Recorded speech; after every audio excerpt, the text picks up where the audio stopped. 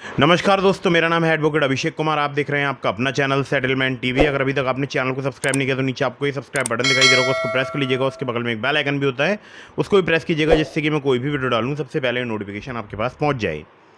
दोस्तों, आज की जो वीडियो है, आज की इस वीडियो में मैं आपको बताने वाला हूँ यहाँ पर 7 days fraud loan apps harassment के संबंध में। जी हाँ, ये जो 7 दिनों वाले फर्जी लोन एप्लीकेशंस होते हैं, जो कि 7 दिन का लोन प्रोवाइड कराते हैं, जिनका लोन सिविल में शो नहीं होता है, जिनकी एनबीएफसी या कोई भी बैंक नहीं होती है, जब आप इनसे कभी भी लोन एग्रीमेंट लेटर या सैंक्शन लेटर की डिमांड करते हैं तो या तो ये फर्जी लोन एग्रीमेंट लेटर या ये फर्जी सैंक्शन लेटर प्रोवाइड कराते हैं।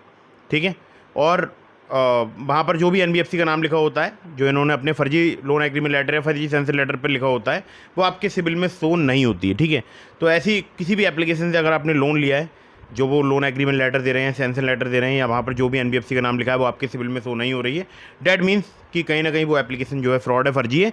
और जो 7 दिन का लोन प्रोवाइड कराने वाली एप्लीकेशन है, इनमें 99.99% लोन एप्लीकेशन फ्रॉड हैं। ठीक है, खैर, तो अब बात करते हैं कि जो फर्जी लोन एप्लीकेशंस हैं, ठीक है, क्या ये सिर्फ 7 दिन का लोन प्रोवाइड कराती हैं? जी नहीं।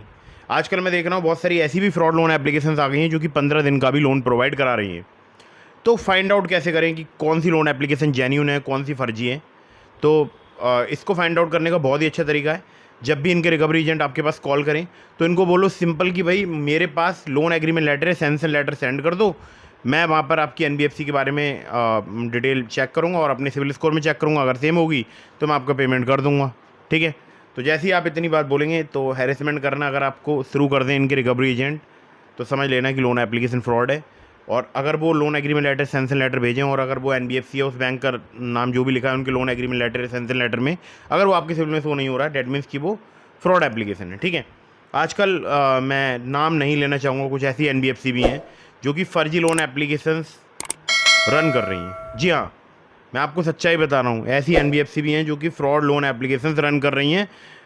और क्या ही बोलूँ आगे, अगर कभी मैं बहुत डिटेल में बात करूँगा तब मैं इनके बारे में आपको डिटेल में बताऊँगा। ठीक है, वैसे मैं यहाँ पर किसी का नाम नहीं ले रहा हूँ, बट फिर भी अवेयरनेस के तौर पर आपको सिर्फ बता रहा हूँ। ठीक है, खैर, तो 7 days fraud loan app harassment के संबंध में वीडियो है। सिर्फ 2 दिनों में फर्जी लोन एप्लीकेशंस के धमकी भरे कॉल्स होंगे बंद। जी हाँ, अगर आप ये फॉलो कर लेंगे जो मैं आपको बताऊंगा, तो लगभग 2 दिनों में फर्जी लोन एप्लीकेशन आपके पास कॉल्स करना, मैसेजेस करना, आपकी कॉन्टैक्ट लिस्ट में कॉल करना, मैसेज करना, आपके गलत फ़ोटो वायरल करना बंद कर देंगे। जी हाँ, बंद कर देंगे।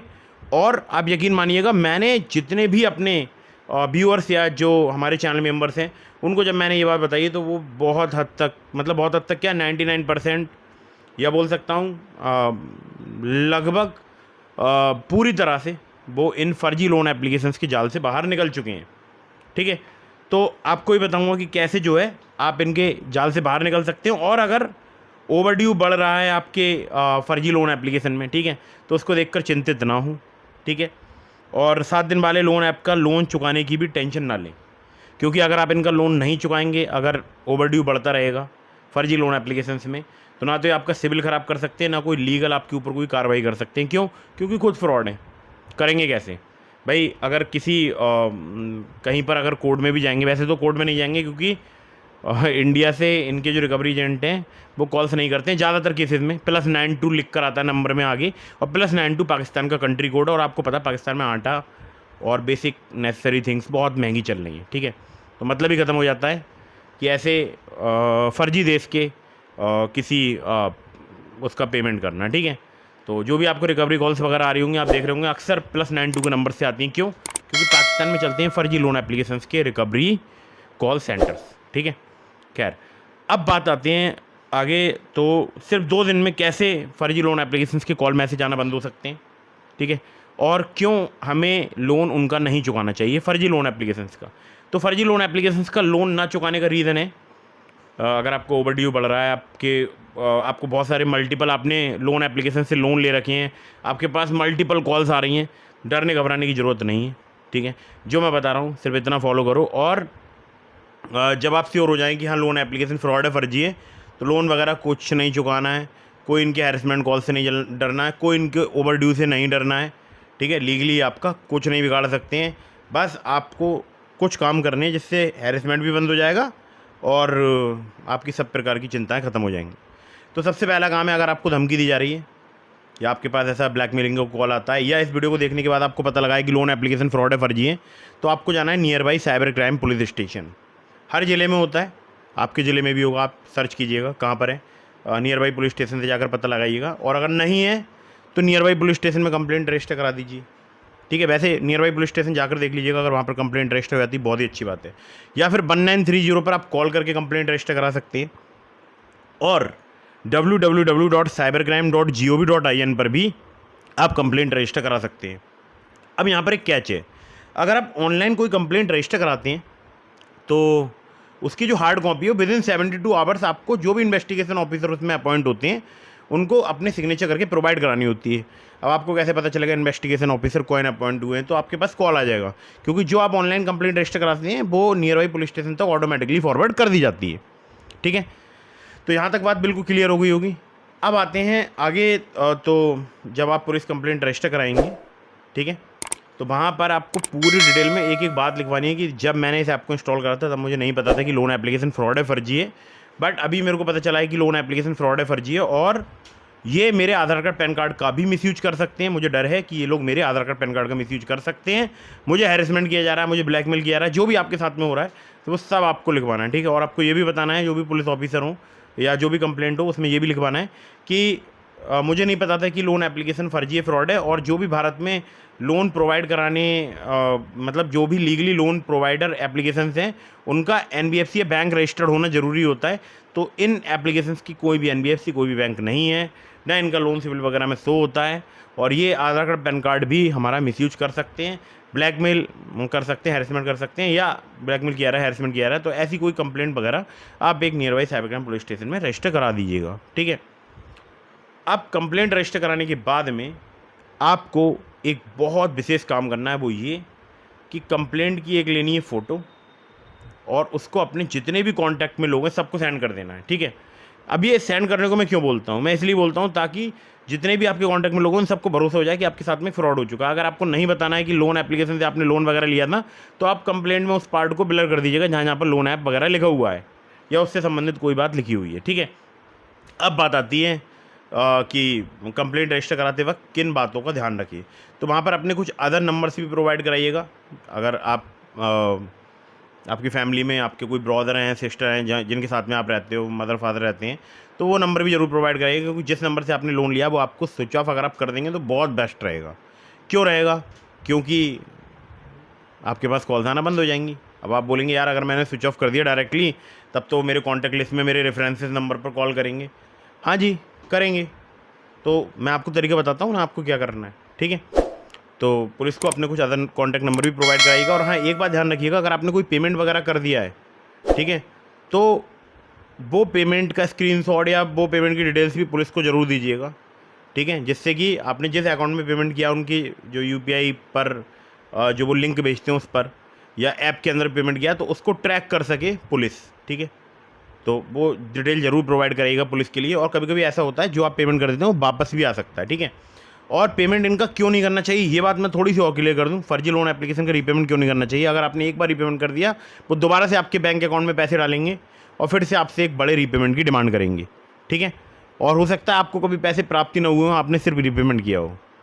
तो बिल्कुल भी इन पे बिलीव करके इनका रीपेमेंट वगैरह मत कीजिएगा, क्योंकि अगर आपने एक बार रीपेमेंट कर दिया तो इनको पता लग जाएगा आपके पास हैं पैसे और आपकी बिना अनुमति के आपके बैंक अकाउंट में फिर से एक अमाउंट ट्रांसफ़र करेंगे और फिर से वही दुगना रीपेमेंट जो कि हमेशा करते हैं। ये अगर मान लीजिए आप यहाँ से 5,000 का लोन अप्लाई करते हैं तो आपके बैंक अकाउंट में आता है सिर्फ 2,500 रुपये, और 2,500 से 3,000 रुपये ये प्रोसेसिंग फ़ी फाइल चार्ज के नाम पर डिडक्ट कर लेते हैं। एक एग्जाम्पल के तौर पर बता रहा हूँ, ठीक है। अमाउंट कम बढ़ हो सकता है लेकिन हाँ लगभग 50% के आसपास ये डिडक्ट कर लेते हैं, ठीक है। और इनका टेन्योर भी 7 डेज़ का होता है और 6ठे दिन से परेशान करना स्टार्ट कर देते हैं। Now back to the topic जहाँ पर हम थे।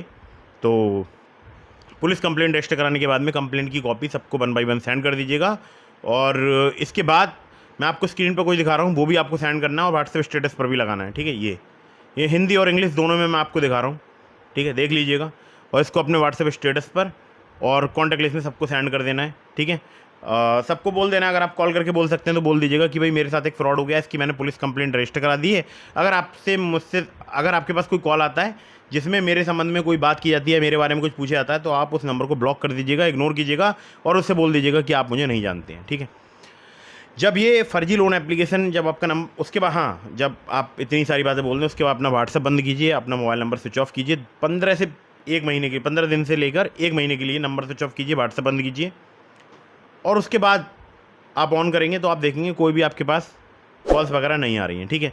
अगर आप चाहते हैं 2-3 दिन में ही कॉल्स बंद हो जाएं तो आप 2 दिन बाद भी ऑन कर सकते हैं अपना नंबर, ठीक है।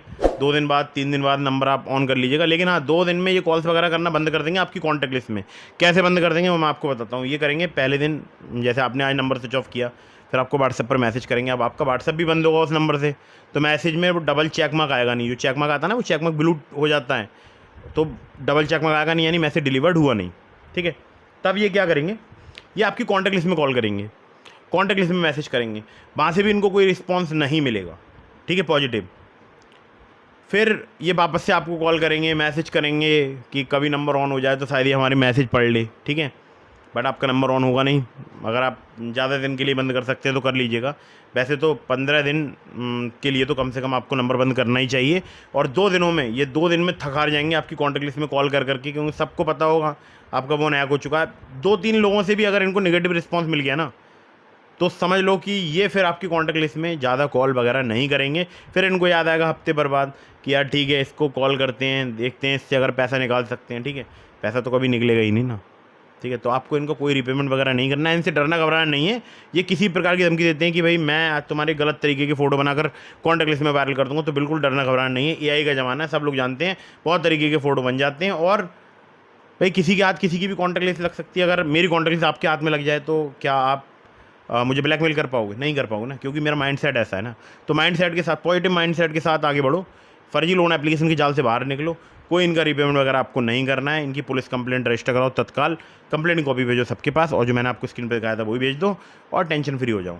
अगर आप लोन लेना चाहते हैं जेन्युइन ट्रस्टेड एनबीएफसी या बैंक रजिस्टर्ड एप्लीकेशन से, तो मैंने आपको लिंक डिस्क्रिप्शन में दे दिए हैं, ठीक है, वो आप चेक कर लीजिएगा। लेकिन अगर वहाँ से आप लोन अप्लाई कर रहे हैं तो उनका लोन समय पर चुकाइएगा। Terms and condition, loan agreement letter, sanction letter वगैरह जरूर ध्यान से पढ़िएगा। अगर आपने अभी तक हमें टेलीग्राम पर, अगर अभी तक आपने हमारा टेलीग्राम चैनल ज्वाइन नहीं किया, ज्वाइन कर लीजिएगा, ठीक है।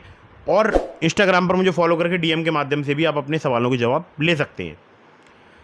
कमेंट बॉक्स में अपने सवाल पूछ सकते हैं डायरेक्टली। अगर आप मुझसे कॉल पर बात करना चाहते हैं तो इसके लिए आप चैनल की मेंबरशिप ज्वाइन करके डायरेक्टली मुझसे कॉल पर भी बात कर सकते हैं, ठीक है।